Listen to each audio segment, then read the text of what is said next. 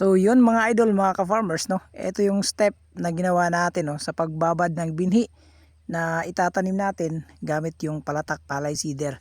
So una mga idol ay hinugasan natin itong binhi, no, at tinanggal natin yung mga ipa, yung mga lumulutang mga idol, mga ka-farmers, at saka binabad natin ito ng 24 hours mga idol. So every 6 hours tayo nagpapalit dito ng tubig mga idol, mga ka-farmers. Then after nyan mga idol, mga ka-farmers, no, ay 12 hours naman natin siyang ikinulob. Ayan, o gibuot, no, or sa Bisaya gibuot. So 12 hours natin siya mga idol, mga ka-farmers, hanggang makita na natin itong eto na nga yung mga lumalabas na yung giti niya, no.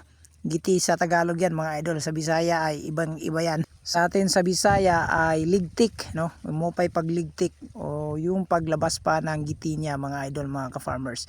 Then after nyan ay pinapahanginan natin siya mga idol, no. Ayan, gamit yung electric fan. So kailangan siyang idumyang mga idol o patuyuin, no, para hindi magbuhol-buhol dun sa palatak palay seeder na gagamitin natin na pangtanim. So ang variety pala natin mga idol ay Leeds 143 hybrid rice variety. So yan lang po mga idol, mga ka-farmers, yung ginawa natin.